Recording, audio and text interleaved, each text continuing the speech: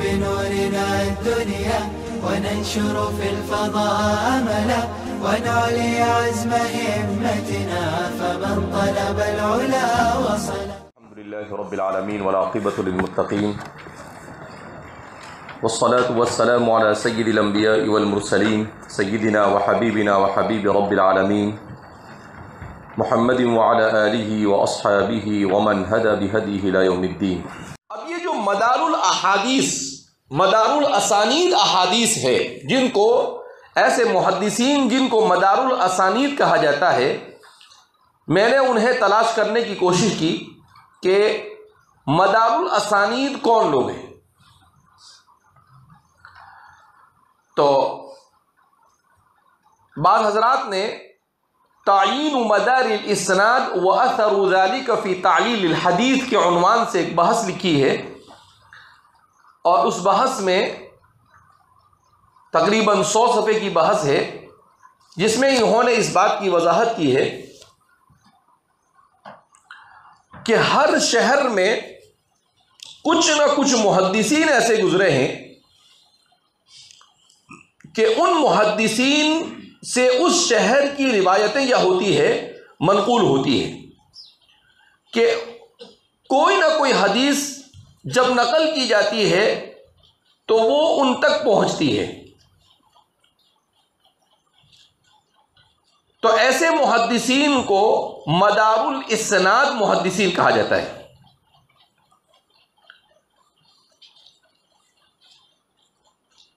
یہ طبقہ حضرات صحابہ میں بھی پایا جاتا ہے، حضرات تابعین میں بھی پایا جاتا ہے، اور حضرات تبع تابعین میں بھی پایا جاتا ہے. تو مکہ مکرمہ کے مدار الاسانید روات کون ہیں؟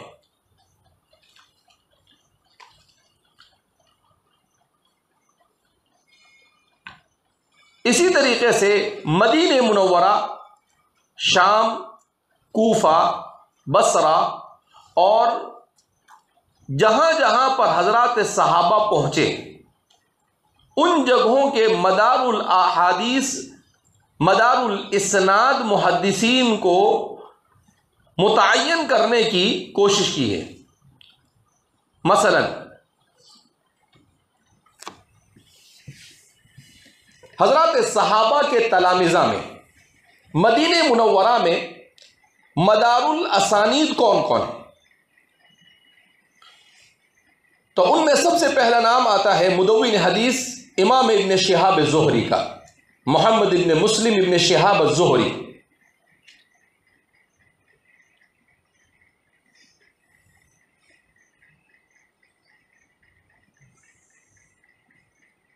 ان کا انتقال سن ہجری 124 میں ہوا.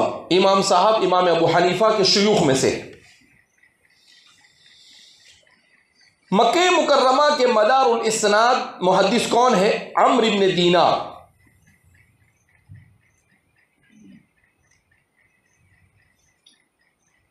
کہ عام طور پر مکہ کی جتنی روایتیں ہوتی ہے وہ انہی تک پہنچتی ہے. ان کا انتقال سن ہجری 126 میں ہوا.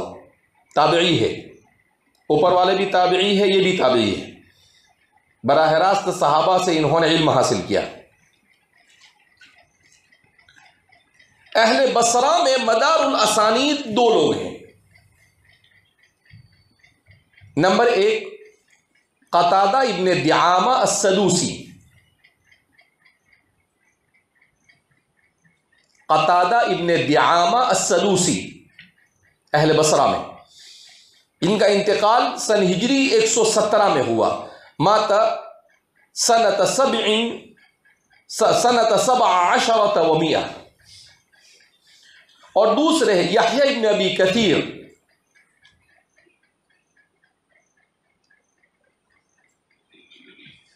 ان کا انتقال سن ہجری 132 میں ہوا.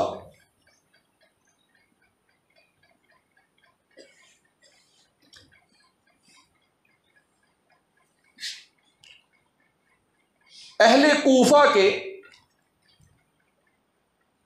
مدار الاسناد محدثین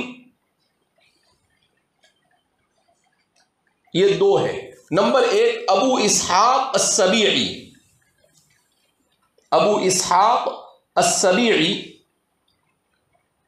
جن کا نام عمرو بن عبداللہ ابن عبید تھا.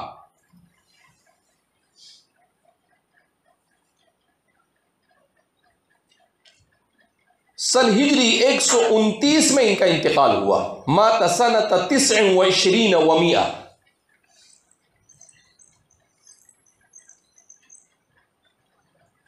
اور دوسرے ہیں سلیمان ابن مہران المشہور بالاعمش.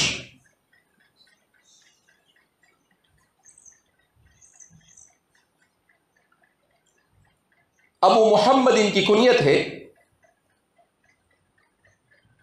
ان کا انتقال سن ہجری 148 میں ہوا. حضرات صحابہ کی جو اسانید ہے اس میں 80 سے 90% احادیث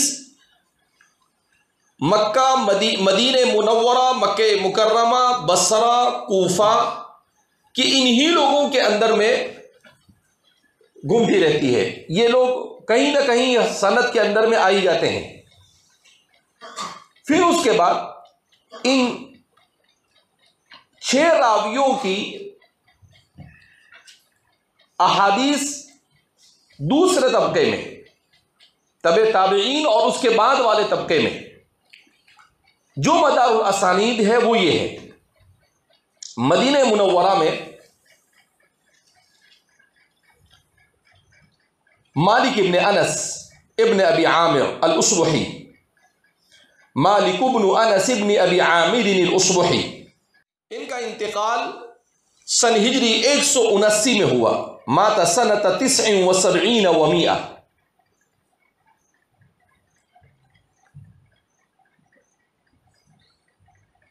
مدینہ کے دوسرے محدث ہیں محمد ابن اسحاق ابن یسار.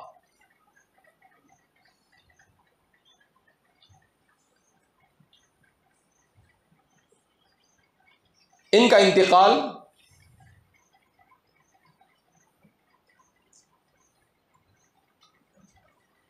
سن ہجری 152 میں ہوا.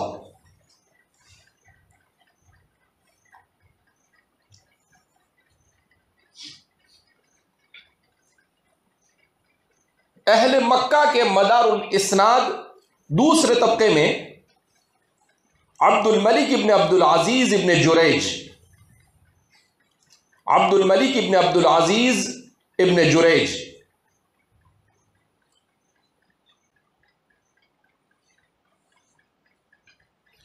151 میں ان کا انتقال ہوا.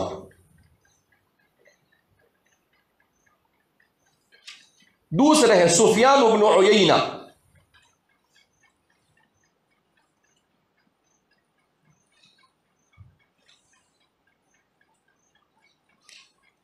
ایک 198 میں ان کا انتقال ہوا. مات سنۃ 98 و100.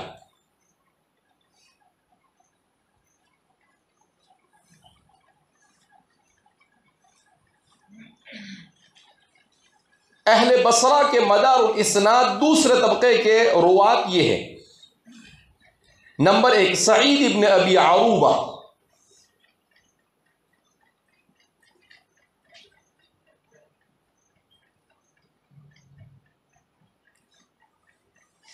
ایک 159 میں ان کا انتقال ہوا، سن ہجری 159 میں. دوسرے حماد ابن سلمہ،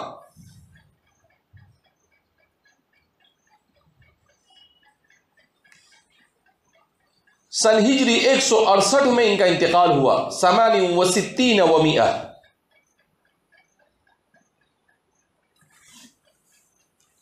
تیسرے مدار الاسناد اہل بصرہ میں ہے ابو عوانہ،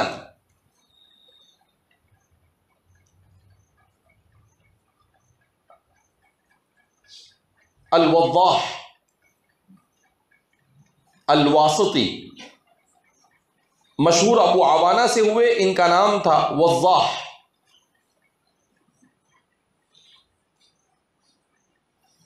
175 میں ان کا انتقال ہوا، سن ہجری 175 میں، سنۃ 75 و100۔ تیسرے ہے اہل بصرہ کے دوسرے طبقے کے مدار الاسناد شعبۃ بن الحجاج، 160 میں ان کا انتقال ہوا، شعبۃ بن الحجاج، مات سنۃ 60 و100۔ اور چوتھے ہیں معمر بن راشد، معمر بن راشد،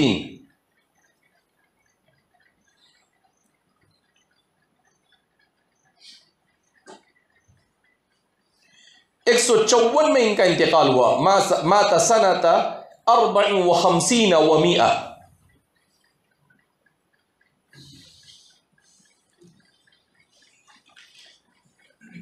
اہل کوفہ میں مدار الاسناد دوسرے طبقے میں سفیان بن سعید الثوری،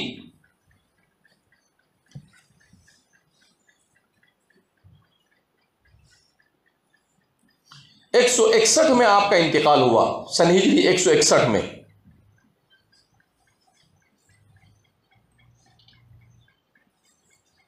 اہل شام میں مدار الاسناد عبد الرحمن ابن عمرو الاوزاعی، عبد الرحمن ابن عمرو الاوزاعی،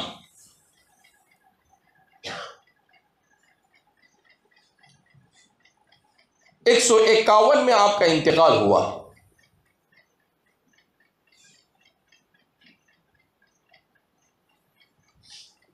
اور اہل واسط میں مدار الاسناد حشیم ابن بشیر،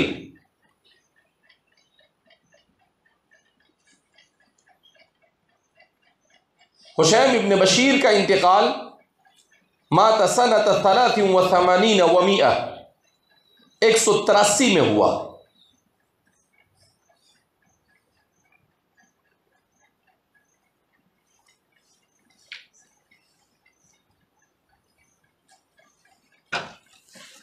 پھر تیسرے طبقے میں شہر کی تعیین کے بغیر 6 روات ہیں جن سے ان تمام کے تمام مذکورہ دوسرے طبقے کے راویوں کی روایتیں منقول ہیں، اور اصل مدار الاسانید انہی کو کہا جاتا ہے، اور وہ ہے 6 لوگ۔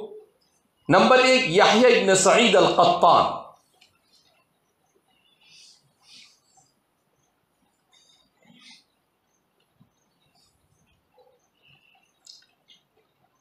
جن کا انتقال 198 میں ہوا، سن ہجری 198 میں، امام صاحب کے تلامذہ میں سے۔ بولتے ہیں امام صاحب کے پاس حدیث نہیں تھی، امام صاحب کے تلامذہ یہ مدار الاسانید ہے۔ دوسرے ہیں یحییٰ ابن زکریا ابن ابی زائدہ،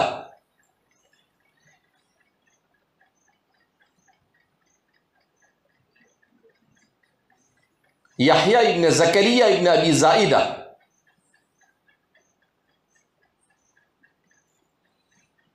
جن کا انتقال 182 ہجری میں ہوا۔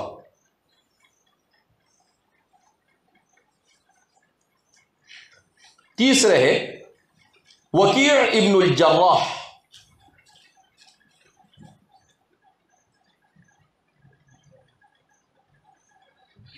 یہ کون پیچھے اب کچھ نہ کچھ باتیں کرتا رہتا ہے؟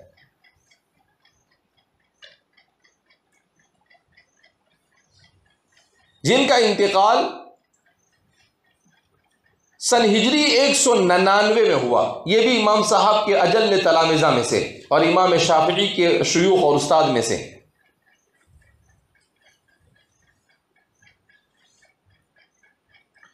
چوتھے ہیں عبداللہ ابن المبارک الحنظلی،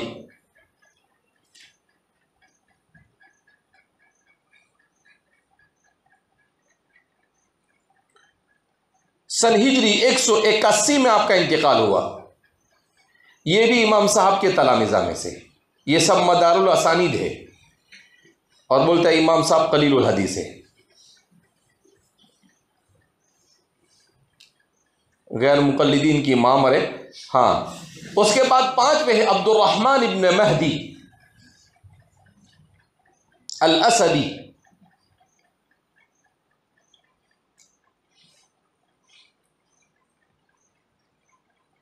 ان کا انتقال سن ہجری 198 میں ہوا، 98 و100.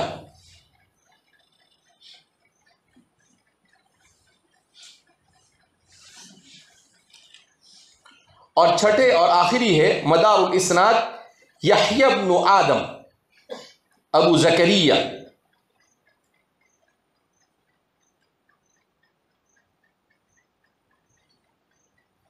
جن کا انتقال سن ہجری 203 میں ہوا.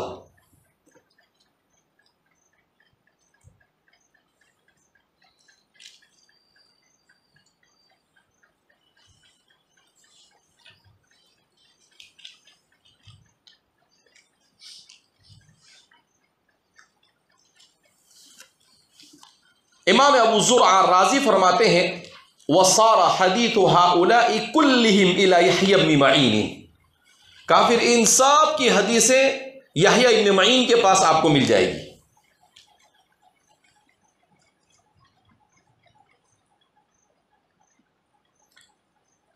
یحییٰ ابن معین بھی امام صاحب کے تلامذہ میں سے. کدھر جائے گا باپا تو؟ این المفر.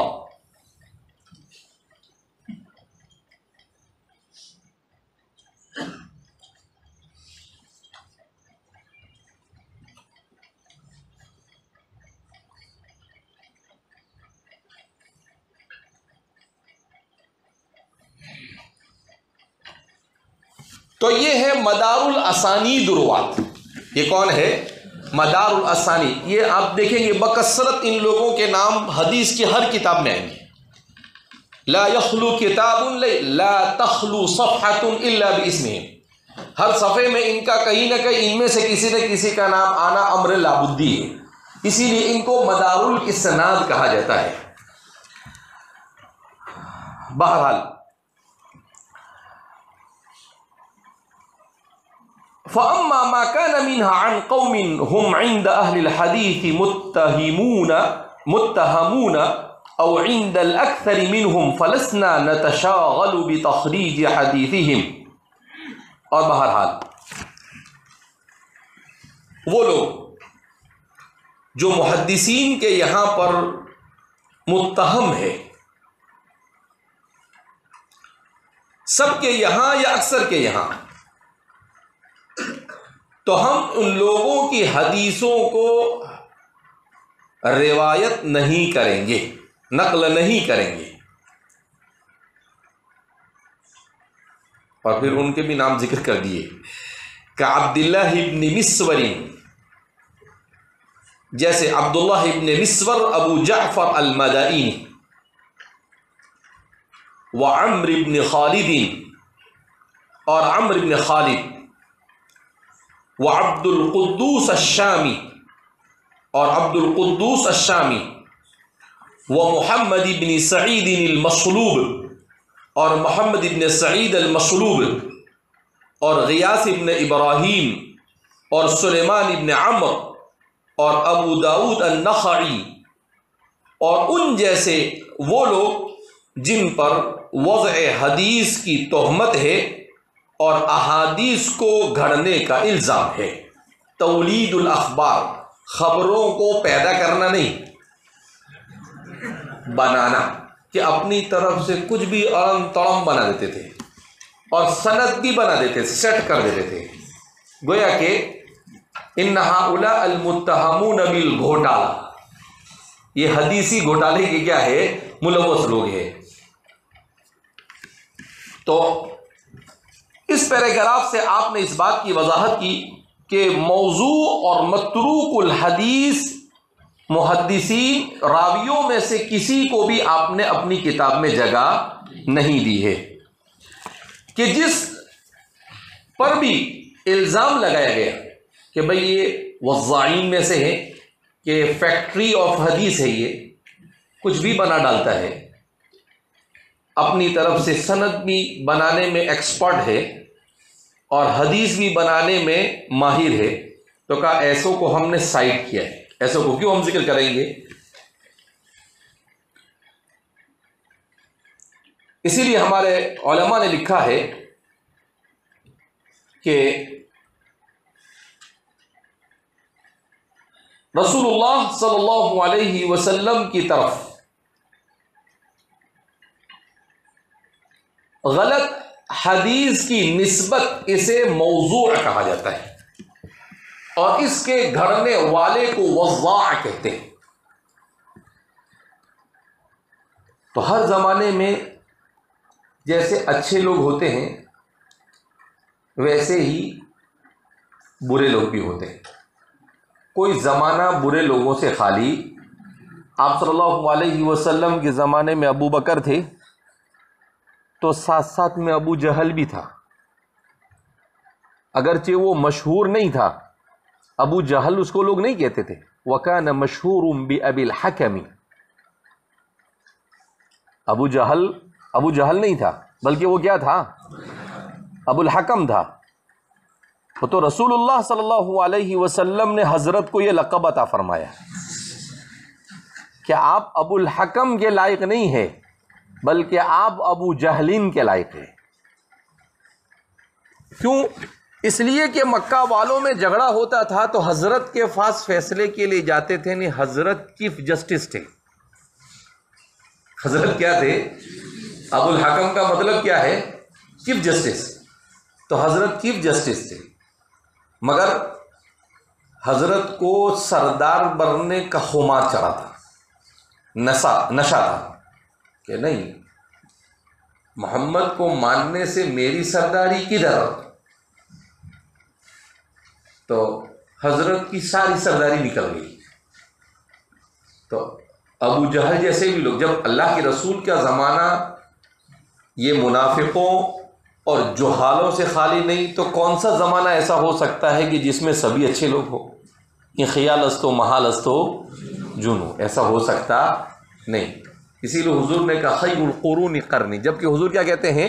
خیر القرون قرنی، میرا زمانہ سب سے بہترین زمانہ، اس کے بعد بھی یہ حال ہے۔ تو اگر زمانہ بہتر نہ ہوتا تو کیا حال ہوتا؟ تو اس لیے فرماتے ہیں کہ ہر زمانے میں اس طرح سے لوگ پائے جاتے رہے، اور ہوتا کیا ہے کہ اگر برے نہ ہو تو اچھا بھی واضح نہیں ہوتا۔ الاشیاء تتبین باضدادها، کالا ہے تو سفید سمجھ میں آئے، کالا ہی نہیں تو سفید کی کیا اہمیت ہوگی؟ کڑوا ہے تو میٹھا اچھا لگتا ہے، کڑوا ہی نہ ہوتا تو میٹھا کیسے اچھا لگتا؟ موت ہے تو زندگی میں مزہ ہے، موت ہی نہ ہوتی تو زندگی میں مزہ نہ ہوتا۔ تو یہ دستور ہے، یہ بھی سنت اللہ ہے کہ اضداد کو اللہ نے اس دنیا کے اندر میں جمع کیا۔ اگرچہ مناطقہ یہ کہے کہ اجتماع ضدین محال ہے، مگر یہاں پر اضدادی ہی کی دنیا ہے۔ ارے کچھ سمجھتا ہے کہ نہیں؟ اگرچہ مناطقہ نے بھی غلط نہیں کہا ہے، وہ بیچارے کا بھی غلط کہیں گے۔ انہوں نے کہا کہ ایک محل میں ایک وقت ایک طرح دو ضدوں کا جمع ہونا محال ہے۔ مطلق طور پر اجتماع ضدین کو محال انہوں نے کہا نہیں، لیکن اگر کسی کو منطق ہی نہیں پلے پڑے، منطق کا نام سنتے ہی بجھکنے لگ جاوے آدمی، تو یہ وہ حضرت کی خصوصیت ہے۔ بہرحال حدیث کے وضع کرنے کے اسباب کیا کیا ہے؟ بات دراصل یہ ہے کہ قرآن میں تو کمی زیادتی کرنے کا چانس نہیں تھا، قرآن میں کچھ کر نہیں سکتے تھے اپنی طرف سے، وہ تواتر سے منقول تھا، لہذا لوگوں نے احادیث مبارکہ کو ٹارگٹ بنایا۔ مگر چونکہ اللہ نے کہہ دیا تھا اِنَّا نَحْنُ نَزَّلْنَا الذِّكْرَ وَإِنَّا لَهُ لَحَافِظُونَ، لہذا تمام تر کوششوں کے باوجود اگرچہ وضع کرنے میں کامیاب ہوئے مگر وضع کو صحیح منوانے میں کامیاب نہیں ہو سکے. ارے کچھ سمجھتا ہے؟ وضع کرنے میں کامیاب ہو گئے مگر وضع کو صحیح منوانے میں وہ کامیاب ہو سکے نہیں. بیچارے کرنے گئے وضع اور ہو گئے خود ہی متہم بالوضع والکذب. تو فیکٹری بنانے گئے حدیث کی اور وہ ہو گئے فیکٹری جھوٹ کی. تو اس لیے فرماتے ہیں امام ابن حزم کہ اللہ نے اپنے وعدے کو پورا کیا اور ہر زمانے میں ایسے علماء کو پیدا کیا جنہوں نے احادیث سے رطب و یابس کو دور کیا، جنہوں نے احادیث سے رطب و یابس کو کیا دور کیا. اسی لیے عبداللہ ابن مبارک فرماتے ہیں هذه الاحادیث الموضوعہ، کہ عبداللہ ابن مبارک اتنے بڑے بڑے محدثین نے محنت کی پھر بھی احادیث موضوعہ کدھر سے آ گئی؟ عجیب ہے، کیسے ہمت کر لی آخر وضع کرنے والوں نے. تو کتنا اچھا جواب دیا، فقال تعیش لها الجہابذہ. کیا کہا آپ نے؟ اس کے لیے جہابذہ بھی تو اللہ نے پیدا کیے نا. ٹھیک ہے وضع کرنے والے نے وضع کیا، لیکن ایسے بھاری بھاری لوگ پیدا ہوئے کہ ان کے وضع کو چلنے نہیں دیا، دودھ کا دودھ اور پانی کا پانی کر دیا. سکے میں کا کھوٹ ہے اور کہاں پر کھوٹ نہیں ہے اسے کیا کر دیا؟ واضح تھا. کہا فقال تعیش لها الجہابذہ. اسی لیے تو جہابذہ زندہ اللہ رب العزت نے ہر زمانے میں پیدا کیے کہ ان جہابذہ نے ان کو پکڑ لیا. تو حضرات محدثین فرماتے ہیں کہ اسباب وضع یہ ہے، نمبر 1 کچھ منافق اور زندیق قسم کے لوگوں نے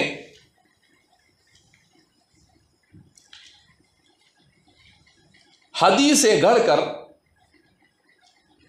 دین اسلام میں تحریف کی ناکام کوششیں کی.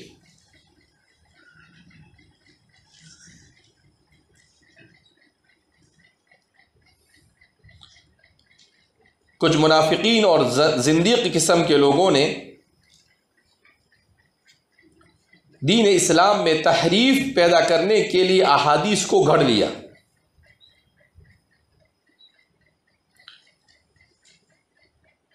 نمبر 2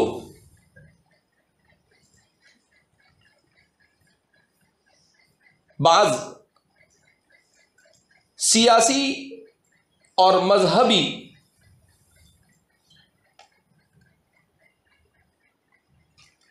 متعصب قسم کے لوگوں نے اپنے مسلک اور مذہب کی تائید کے لیے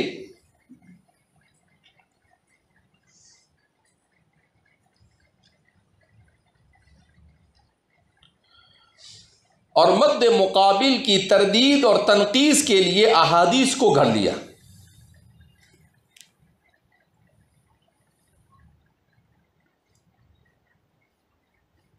جس میں شیعہ اور روافض پیش ہے. سب سے زیادہ بڑا کردار احادیث موضوعہ کے سلسلے میں شیعہ اور روافض کا ہے. کچھ بھی علام تڑام ماہر ہے، یہ فیکٹری آف کذابین، پورا ٹولہ ہی ان کے یہاں پر جھوٹ کا ہے. نمبر 3 بعض لوگوں نے دنیاوی اغراض کو حاصل کرنے کے لیے احادیث کو وضع کیا.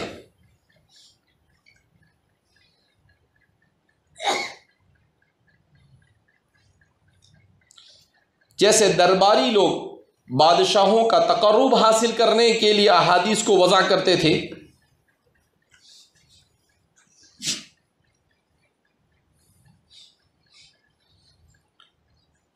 بعض واعظین اپنے وعظ کو مؤثر بنانے کے لیے احادیث کو وضع کر لیتے تھے.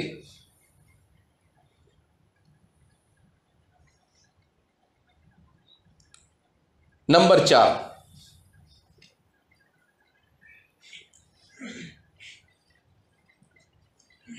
جاہل قسم کے صوفیوں میں سے ایک طبقے نے ترغیب اور ترہیب کے لیے احادیث کو وضع کر لیا۔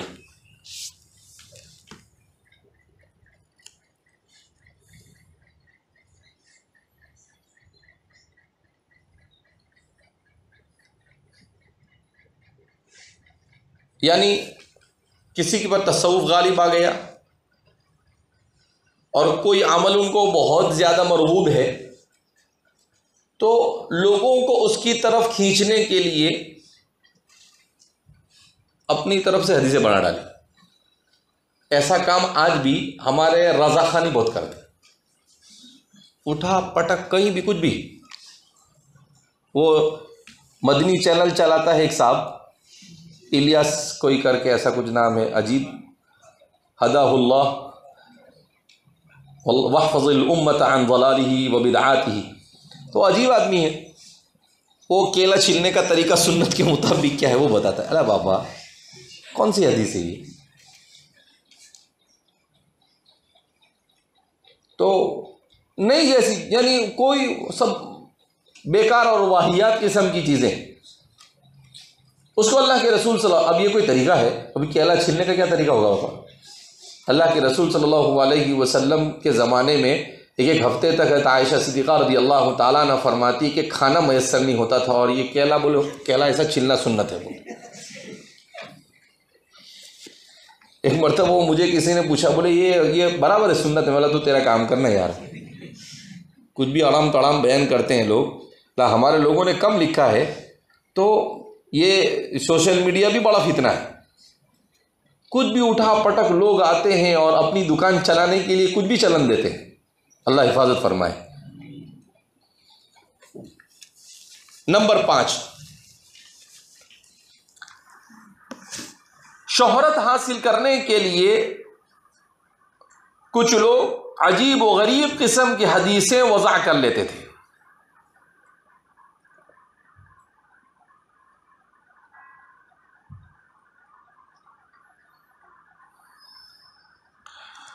تو یہ 5 چیزیں ہیں جس کو اسباب وضع حدیث کہا جاتا ہے۔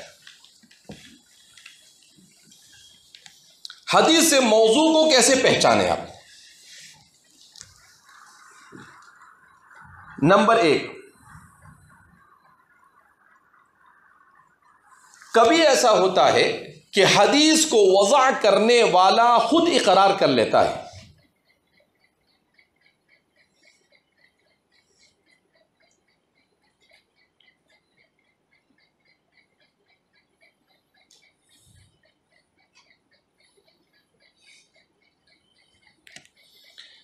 جیسے میں نے اس سے پہلے بھی آپ کو ایک قصہ سنایا تھا کہ عبد الکریم ابن العوجہ ہارون الرشید کے دربار میں لایا گیا، جب اس کو مارنے کا حکم دیا، اس لیے کہ ہمارے محدثین نے یہ بیان کیا ہے کہ اگر کوئی آدمی جان بوجھ کر احادیث رسول کو گھڑتا ہے تو اس کی سزا ہے قتل۔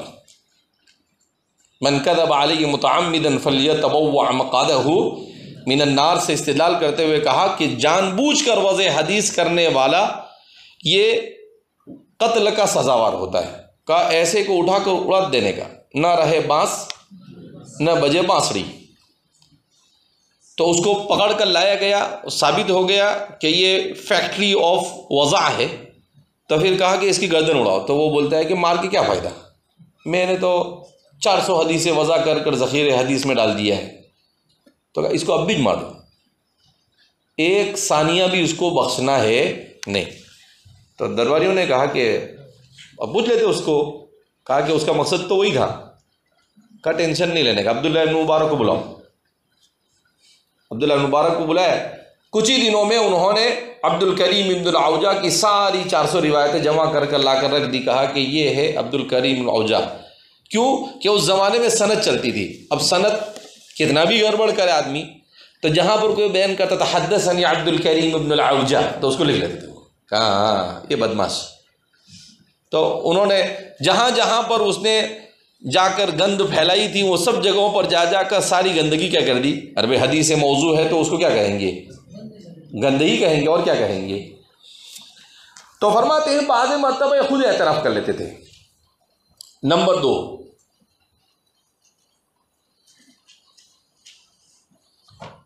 بعض مرتبہ راوی اپنی پیدائش کی تاریخ کو اور اپنے شیخ کی وفات کی تاریخ کو غلط سند بیان کرتے ہیں.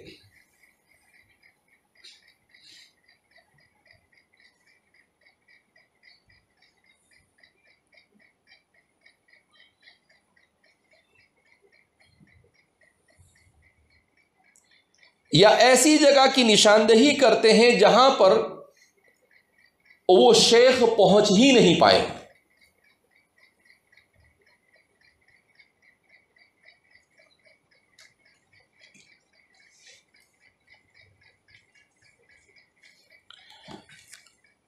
تو کیا کرتا ہے یہ گھوٹالہ کرتا ہے تاریخ میں. اپنی تاریخ پیدائش اگر 125 میں پیدا ہوا تو بتاتا ہے 110 میں پیدا ہوا، تاکہ کسی محدث چیت اپنے آپ کو کیا کر دے وے، جوڑ دے وے. تو تحقیق کر کے معلوم کر لیتے کہ ہاں ادھر گڑبڑ کیا اس نے. کبھی کیا کرتا ہے جس سے حدیث کو نقل کیا ہے ان کے تاریخ وفات کے اندر میں گڑبڑ کر دیتا ہے کہ ان کا انتقال ہو گیا 70 میں اور وہ بتاتا ہے 95 میں، جبکہ ان کا تو کب سے انتقال ہو چکا تھا.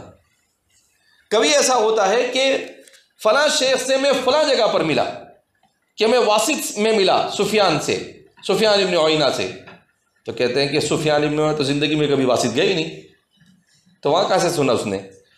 تو اس طریقے سے ہمارے محدثین چھان پھین کر کر برابر ان کو کیا کرتے ہیں، پکڑ لیتے ہیں. نمبر 3،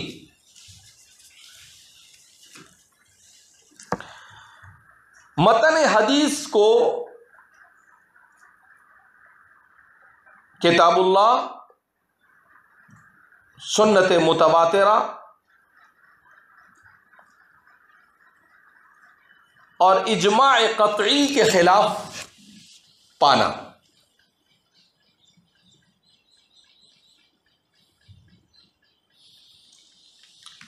یعنی کتاب اللہ نے کچھ کہا اور یہ جو حدیث بیان کر رہا ہے یہ اس کی بالکل برخلاف. سنت رسول اللہ میں کچھ کہا گیا اور یہ جو بیان کر رہا ہے بالکل اس کے برخلاف. تو فرماتے ہیں کہ اس طرح کی چیزوں کے ذریعے سے پتہ کہ اچھا یہ تو عبارت النص کے خلاف ہے. ایسا کیسے ہو سکتا ہے؟ نہ احادیث میں آپس میں تعارض ہو سکتا ہے، نہ قرآن میں آپس میں تعارض ہو سکتا ہے، نہ قرآن اور حدیث میں تعارض ہو سکتا ہے، کیونکہ سب کا منبع ایک ہے. وما ينطق عن الهوى ان هو الا وحی. تعارض نہیں ہو سکتا ہے، لہذا تعارض نہیں ہوتا ہے.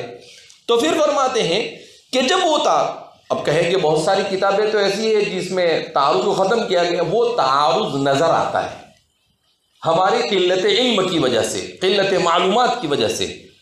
تو وہ ظاہری تعارض کو دور کرتے ہیں وہ لوگ جن کے پاس کثرت سے علم ہوتا ہے، ورنہ حقیقت میں کوئی تعارض پایا جاتا نہیں. تو فرماتے ہیں کہ صریح کسی حدیث کے خلاف کوئی بات ہو، صریح قرآن کریم نے کہا کہ وَمَن يَقْتُلْ مُؤْمِنًا مُتَعَمِّدًا، کہ جو کسی مسلمان کو مارے اس کو مارو. اب یہ کہے کہ ایسی حدیث گھڑ کر لاوے کہ جس میں یہ بیان کیا ہے وہ کسی مسلمان کو اگر جان بوجھ کے مار دیا تو اس کو نہیں مارنا ہے.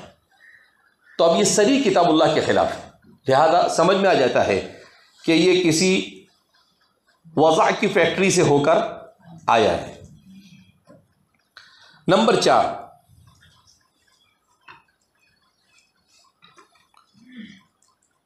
حدیث کے الفاظ رقیق المعنی ہو.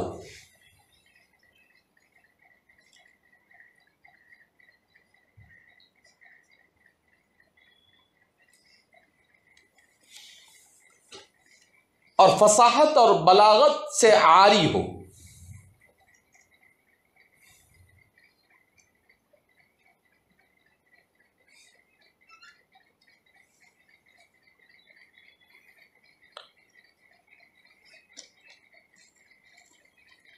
جیسے ربیع ابن خیثم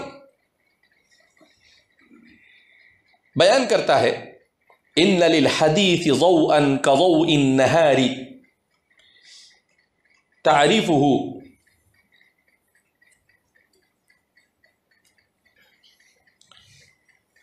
امام ابن القیم الجوزی فرماتے ہیں کہ جو شخص کو احادیث کا علم ہو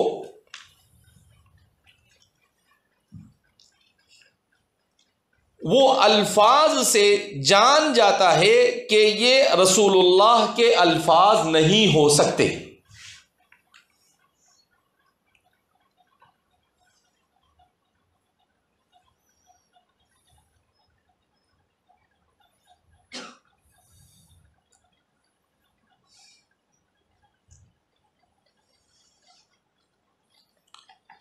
تو یہ اس طریقے سے الفاظ عجیب عجیب قسم کے کچھ بھی الفاظ کے ذریعے سے تو اللہ کے رسول صلی اللہ علیہ وسلم نے کہہ دیا اوتیت جوامع الکلم، تو آپ نے رقیق الفاظ کو استعمال نہیں کیا.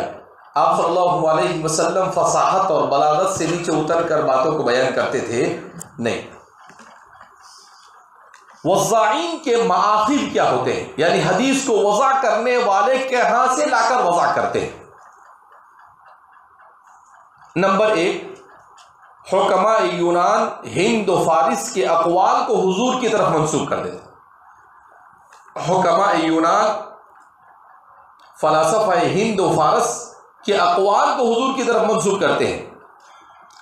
کوئی بات ارسطو نے کہی، جالینوس نے کہی، ارسطا طالیس نے کہی، بقراط نے کہی، سقراط نے کہی، یہ سب اس زمانے کے کیا ہے، یونان کے فلاسفہ ہے. اب ان کی طرف نسبت کر کر بولے گے تو مسلمان بولے گا اس کا نام بھی بقراط ہے، تو اس کی بات میں کیا دم ہوگا، تو اس کو اٹھا کر سیدھا حدیث بنا دیتے تاکہ اس کی اہمیت ہو جائے. ہندوستان کے کسی فلسفی نے کوئی زمانے کے اندر میں کوئی بات کہی، جیسے کتاب ہے کلیلہ و دینہ، عربی ادب کی بہت زبردست کتاب مانی جاتی ہے. عبداللہ ابن المقفع نے اس کو ترجمہ کیا ہے. اس کے بارے میں آتا ہے کہ اصل میں وہ سنسکرت میں تھی، سنسکرت سے فارسی میں ہوئی، اور پھر فارسی سے عبداللہ ابن المقفع نے اس کو عربی میں منتقل کیا. تو عربی سیکھنے کے لیے بہت اچھی ہے. اب وہ کیا ہے، ایک کلیلہ ہے، ایک لومڑی اور ایک دمنہ لومڑی، اور وہ دونوں لومڑیوں کی کہانی. اب لومڑیاں بات کرتی کیا، اس کی کہانی کہاں سے آئی، تو اس میں نام دے دیے ہیں کہ بردسبا کہتا ہے. اب وہ کوئی بردسبا کوئی حکیم گزرا ہوگا، پتہ نہیں وہ پردیپ یا پرداپ کچھ ہوگا، لیکن عربی میں آتا نہیں ہے پا با، تو اس کو با بنا دیا ہوگا انہوں نے، تو کہا کہ بردسبا کہتا ہے. اب وہ بردسبا کی طرف کہیں گے، کوئی ہندی فلسفی ہے تو لوگ کہیں گے کہ اس کا نام ہی بردسبا ہے، اس میں کیا دم ہوگا. تو وہ کیا کرتے ہیں، اس کی بات کو اٹھا کر ادھر نقل کر دیتے ہیں رسول اللہ صلی اللہ علیہ وسلم کا. اس طریقے سے پہلا ماخذ ہے. دوسرا ماخذ،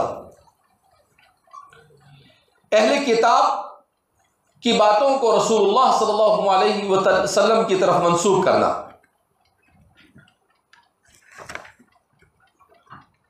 جیسے اسرائیلی روایتیں،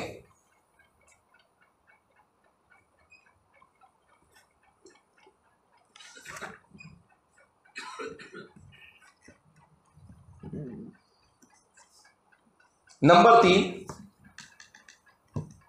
بعض حضرات اپنے طور پر کچھ بھی گھڑ کر حضور کی طرف منسوب کرتے تھے.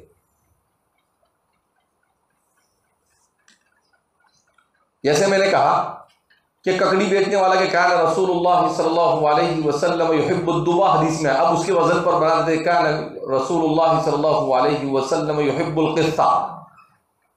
تو آدمی پریشان ہو جاتا تھا کہ یار یہ تو بالکل کان رسول اللہ صلی اللہ علیہ وسلم یحب الدبا، انس بن مالک فرماتے بالکل ویسا ہی ہے. لیکن جب کہ حضور سے کوئی اب حضرت کی قصہ کی دکان کیا ہوتی تھی، چل پڑتی تھی، تو ایسے ہی زیتون بیچنے والا زیتون کے فضائل میں حدیث بیان کرنا شروع کر دیتا تھا، بیگن بیچنے والا بیگن کے فضائل بیان کرتا تھا، سبزی بیچنے والا سبزی کے فضائل، گوشت بیچنے والا گوشت کے فضائل، تو اپنی طرف کچھ بھی بنا دیتے تھے، لیکن بہرحال پکڑے جاتے تھے، کوئی چھوٹتا تھا نہیں. اگرچہ کچھ دن کے لیے دکان چل جاتی ہوگی۔ نمبر 4، صحابہ، تابعین اور بزرگوں کے اقوال کو حضور کی طرف منسوب کر دیا جاتا ہے۔ بعض مرتبہ کوئی بات صحابی نے کہی اور اس کو اٹھا کر حضور کی طرف منسوب کر دیتے ہیں، کبھی کوئی بات کسی تابعی کی ہے اس کو اللہ کے رسول صلی اللہ علیہ وسلم کی طرف منسوب کر دیا جاتا ہے۔ تو اس طریقے سے یہ 4 مآخذ ہے جس کو وضاعین کے مآخذ کہا جاتا ہے۔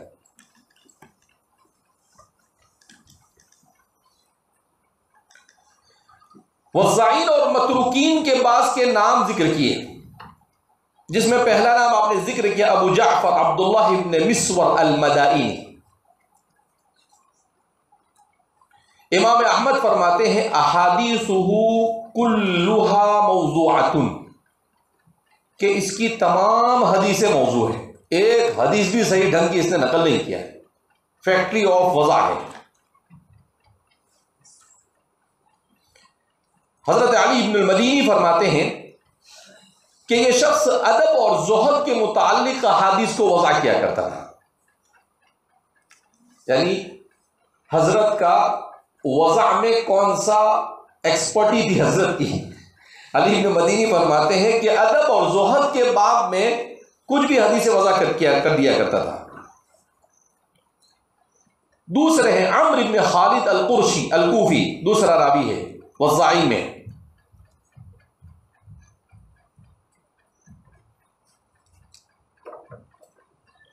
امام احمد فرماتے ہیں انہو کذاب،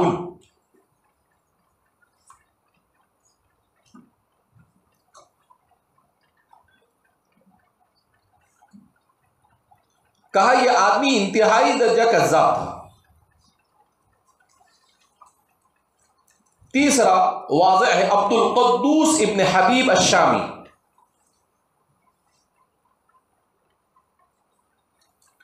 حضرت عبداللہ بن مبارک فرماتے ہیں انہو کذاب دجال، کہ یہ کذاب بھی ہے اور ساتھ ساتھ میں دجال بھی ہے، یعنی مکر و فریب کرنے والا۔ ابن حبان فرماتے ہیں کہ انہو یضع الاحادیث وینسبہ الی الثقات، کہ اتنا بھاری تھا، یہ خود حدیث بناتا تھا اور ثقہ راویوں کی طرف منسوب کر دیا کرتا تھا۔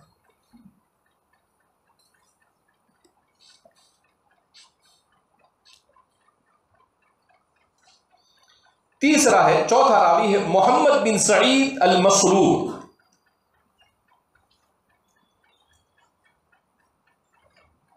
اس کو مسرور اسی لیے کہا جاتا ہے کہ خلیفہ ابو جعفر المہدی نے اسے زندقہ کے الزام میں سولی پر چڑھا دیا تھا۔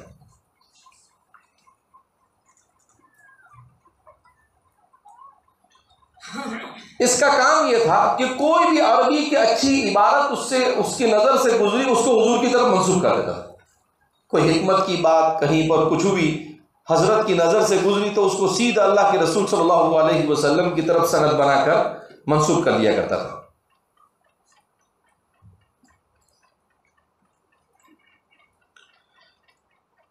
پانچواں ہے غیاث ابن ابراہیم، امام احمد فرماتے ہیں کان کذوبا،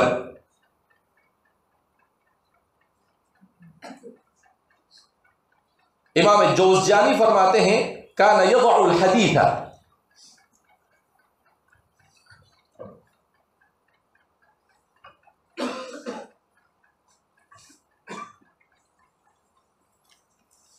کہا یہ درباری آدمی تھا خلیفہ مہدی کے زمانے میں، اور خلیفہ کو راضی کرنے کے لیے احادیث کو وضع کیا کرتا تھا۔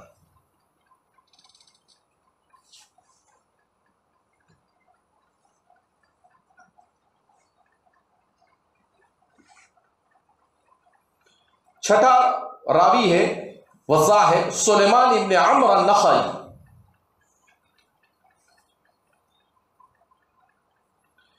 تقریباً 30 ائمہ حدیث نے اس شخص کو واضع حدیث کہا ہے۔